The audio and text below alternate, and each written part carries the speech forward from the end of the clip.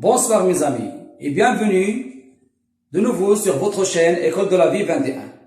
La chaîne éducative conçue pour vous. Bien sûr, nous vivons dans un cas particulier où l'étude se fait à distance. Et je participe dans cette campagne de leçons à distance à travers des sujets de français. Et aujourd'hui, la leçon sera consacrée à la production écrite. Alors, pour faire une leçon de production écrite, nous avons besoin de rédiger trois parties. L'introduction, le développement et la conclusion. Qu'est-ce que je trouve dans l'introduction? Dans l'introduction, bien sûr, j'introduis le sujet et je pose des questions. Je définis les mots-clés du sujet. Mais, avant de commencer, bien sûr, la rédaction, les définitions et la réponse aux éléments du sujet, je dois passer par des étapes. La première étape, c'est la lecture du sujet. Je dois lire le sujet pour comprendre les consignes. Qu'est-ce qu'on vous demande de faire dans ce sujet?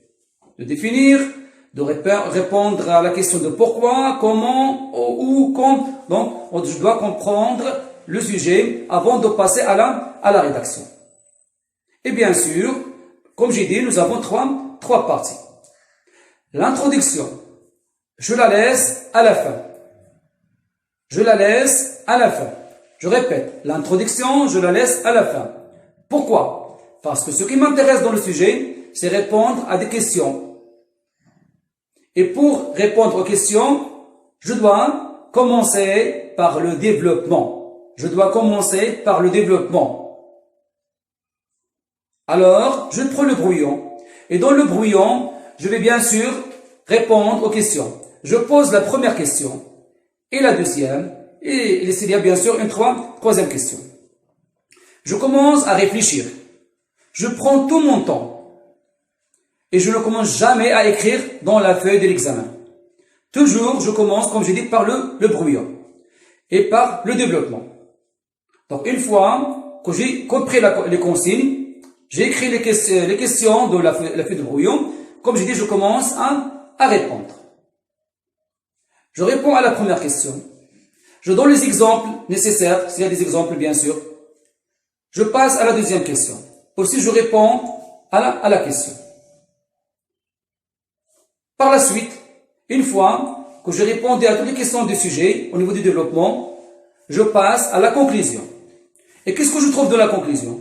Dans la conclusion, soit je vais résumer tout ce que j'ai dit dans le développement par 2 phrases, 3 phrases, ça dépend du sujet, ou bien je vais donner des conseils.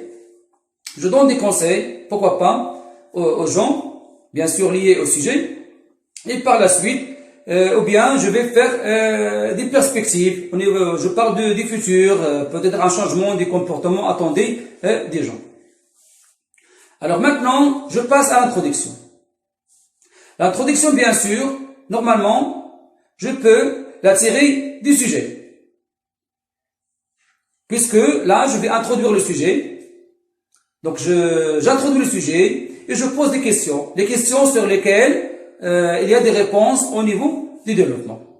Donc, voilà donc les étapes à suivre pour faire donc la production écrite. Et maintenant, on passe au sujet, l'exemple, sujet que j'ai choisi pour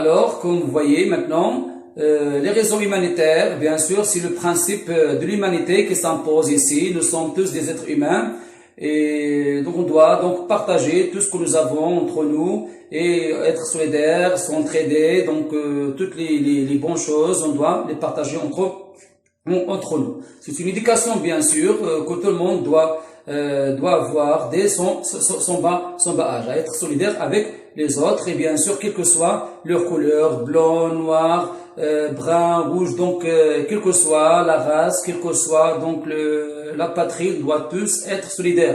Pourquoi? Parce que nous vivons donc dans le même globe, le globe terrestre. Donc voilà, les premières raisons sont liées aux raisons humanitaires. Le deuxième groupe de raisons, il concerne les raisons nationales, des raisons qui sont liées à l'existence dans un territoire qui est le Maroc, puisque c'est notre patrie, c'est notre nation, on doit tous être solidaires.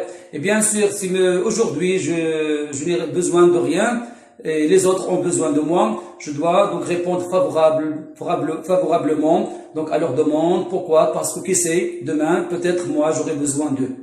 Donc c'est la réciprocité. Donc les gens doivent être solidaires puisqu'ils vivent sous le même toit. Donc nous avons le même destin puisque nous vivons donc dans le même pays. Donc voilà ce qu'on peut dire pour les deuxième raisons. Le troisième groupe de raisons, elle est liée à l'islam, à la religion. Nous sommes bien sûr des musulmans. Et l'islam se base, parmi les piliers de l'islam, on trouve la solidarité entre les gens. Les gens doivent être solidaires s'ils sont vraiment des musulmans. Et quand on parle sur la solidarité, on ne doit pas faire la distinction entre musulmans, juifs, chrétiens, ou bien quelle que soit leur religion, leur appartenance culturelle. Peu importe. Pourquoi? Parce que les musulmans, ils ont une cause. Et cette cause, qui est la bonne foi. Ils sont l'exemple pour les autres civilisations.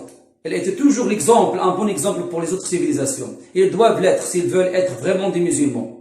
Quand on voit un musulman qui n'est pas solidaire, que ce soit avec les musulmans, bien que ce soit avec les autres religions, bien sûr, il y a quelque chose de mal en cela. Et bien sûr, ce musulman donc doit revoir ses idées. Parce que l'islam, c'est une religion qui est donc la religion de toutes les civilisations, de toutes les nations, quel que soit le temps et quel que soit le lieu. C'est pourquoi donc on doit être solidaire avec les autres et pas seulement avec les musulmans. Donc voilà, donc là c'est une autre raison pour être solidaire.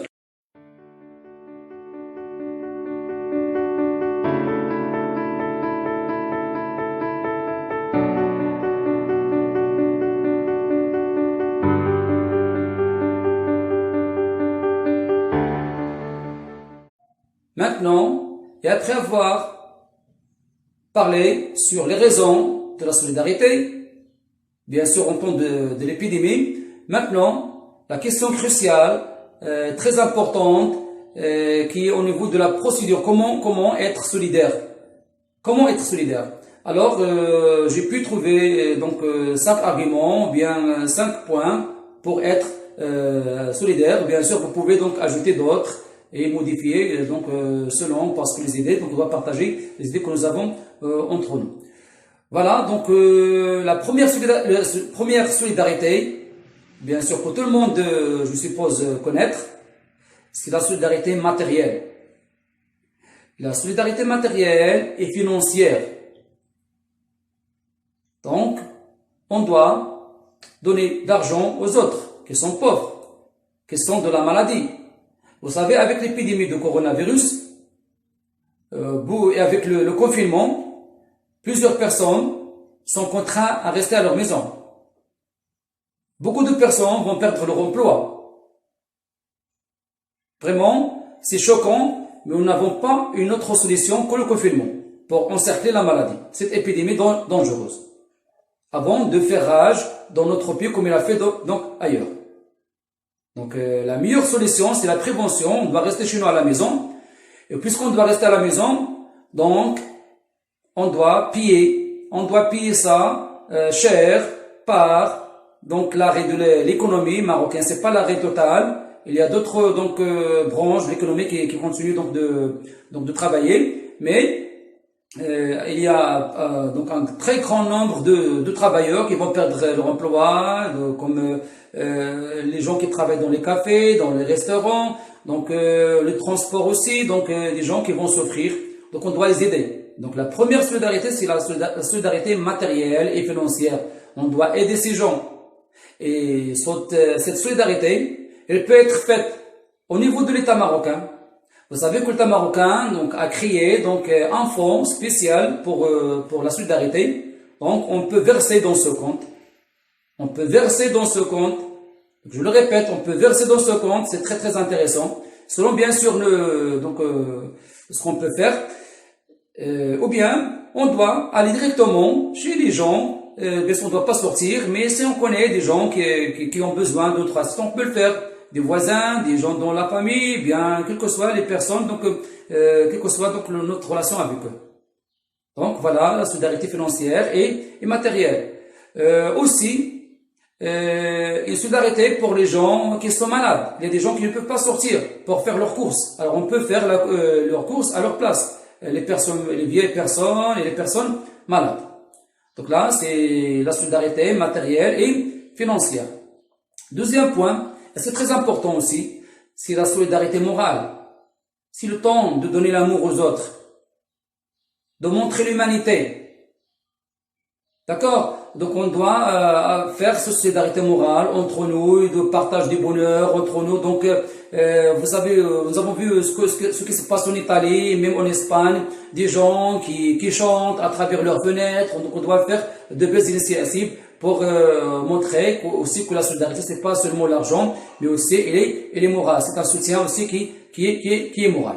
Donc voilà, c'est la deuxième solidarité. Troisième point. Et ça, c'est très, très intéressant, bien sûr. On doit être vigilant devant les rumeurs. Il y a des gens, moi j'ai dit tout à l'heure, qu'on doit être solidaire de manière morale. Mais faire le bonheur, propager l'amour entre nous, bien sûr, ça nécessite d'être vigilant. Et c'est la troisième solidarité. On ne doit pas céder devant les rumeurs.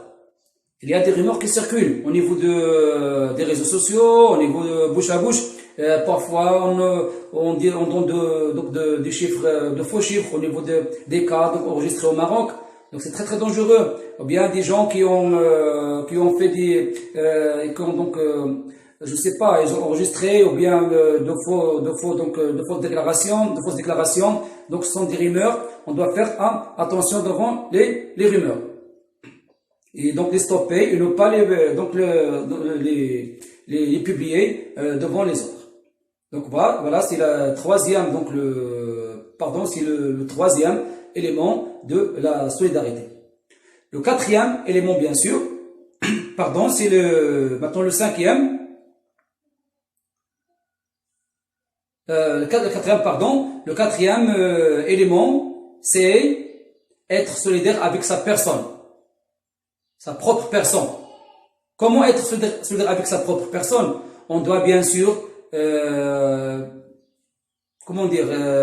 faire attention aux rumeurs, j'ai dit, mais on doit obéir et suivre les instructions.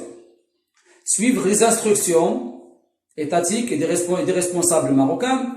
Par exemple, en ce qui concerne le confinement. Voilà, ils ont dit on ne doit pas sortir.